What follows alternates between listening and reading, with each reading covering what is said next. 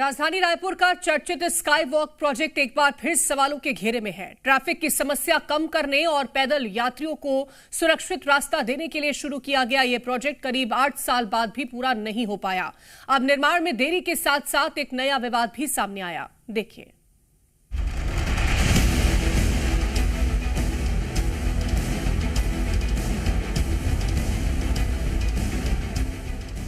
रायपुर का sky walk जो शहर की पहचान बनने वाला था, अब सवालों और विवादों में घिरा है। करीब 1 दशक से अधूरी इस परियोजना में अब सिर्फ देरी ही नहीं, बल्कि करोड़ों रुपए के उपकरणों की कथित बर्बादी का मामला भी सामने आया है।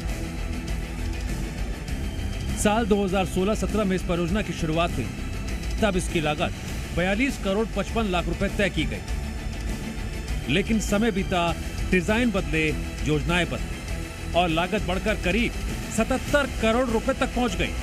मई 2025 में निर्माण कार्य दोबारा शुरू किया गया और अप्रैल 2026 तक इसे पूरा करने का लक्ष्य रखा गया। लेकिन समय सीमा गुजर जाने के बाद भी स्काई वॉक लोगों के लिए शुरू नहीं हो सका। अब इस परियोजना से जुड़ा एक और बड़ा सवाल सामने आया है।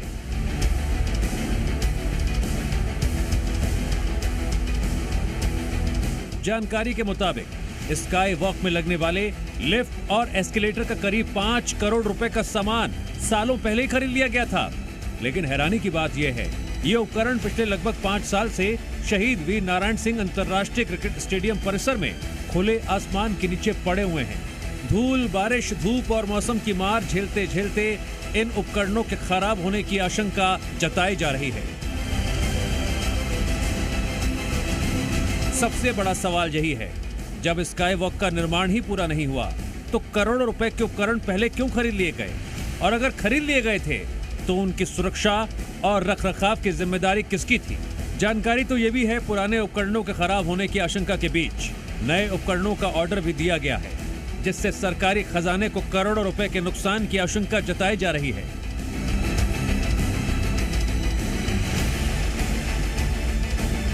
ये जो तस्वीर आप देख रहे हैं, ये स्काई वॉक के लिए लगाने के लिए एक्सीलेटर लाया गया था, लिफ्ट यहां पे पड़े हुए हैं और ये तकरीबन 5 से 6 सालों से, जो जानकारी आ रही है कि 5 से 6 सालों से रायपुर अंतर्राष्ट्रीय स्टेडियम पे ये रखे गए हैं। ये रखा गया है पीडब्ल्यूडी विभाग के द्वारा, और तस्वीरों पे देखेंगे तो ये जो मशीन है ये पूरी तरह से जंग लग चुकी है। इन मशीनों पे ये सीधी तस्वीरों पे देखेंगे कि जंग लगा हुआ है। ये जो पहिया है वो बेहद ही जाम हो चुका है और बताया ये जा रहा है 8 एक्सीलेटर ये मशीनें हैं, कुछ लिफ्ट्स भी हैं, लेकिन इन तमाम उपकरणों को करोड़ों की लागत से इसे खरीदा गया था और उसके बाद से पिछले 5 से 6 सालों से ये यही पड़ा है।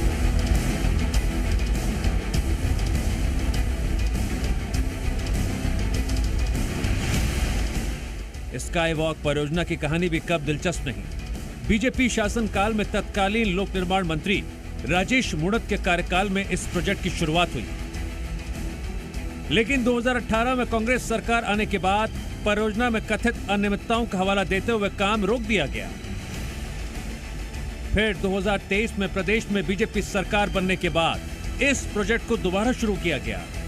अब करोड़ों रुपए के उपकरणों के मुद्दे पर सियासत भी तेज हो गई है। कांग्रेस बीजेपी सरकार पर सवाल उठा रही है। वहीं सरकार का दावा है पूरा काम टेंडर की शर्तों के अनुसार किया जा रहा है। हमारे भारतीय जनता पार्टी के मित्र राजेश मूणत जी की आत्मा को शांति मिलेगी कि उन्होंने जमीन छोड़ करके आसमान में लोगों को चलाने के लिए जो बेड़ा उठाया था उसमें सफल तो नहीं हुए, लेकिन प्रयास मेरे ख्याल से वो मशीन जो खरीदे हो लग जाए, उनका आत्मा को शांति मिलेगी। इसकी प्लानिंग, इसका निर्माण ये भ्रष्टाचार से भरा हुआ है।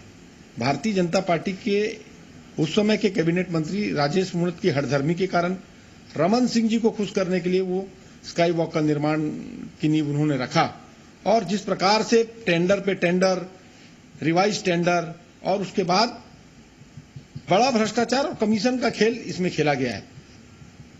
आज नए रायपुर में शहीद वीर नारायण सिंह स्टेडियम में जो एस्केलेटर स्काई वॉक के निर्माण के बाद अंत में लगता है, उसकी खरीदी और उसको भंडार करने का, उसको स्क्रैप करने का काम भारतीय जनता पार्टी ने किया है। करोड़ों के एस्केलेटर को आज स्क्रैप में देखा गया। देखिए, उसके लिए नए से सिरे से काम हो रहा है और जो टेंडर के टर्म्स एंड कंडीशंस हैं उसके अनुरूप काम होगा, अच्छा काम होगा, गुणवत्ता युक्त काम होगा, इसमें किसी को संदेह करने की आवश्यकता नहीं है। करीब 10 साल से अधूरा पड़ा स्काई वॉक, बढ़ती लागत, अधूरा निर्माण और अब करोड़ों रुपए के उपकरणों की कथित बर्बादी। सवाल वही, जिम्मेदार कौन? और सबसे अहम सवाल, आखिर रायपुर के लोगों को उनका स्काई वॉक कब मिलेगा? राजेश निषाद की रिपोर्ट, जी मीडिया, रायपुर।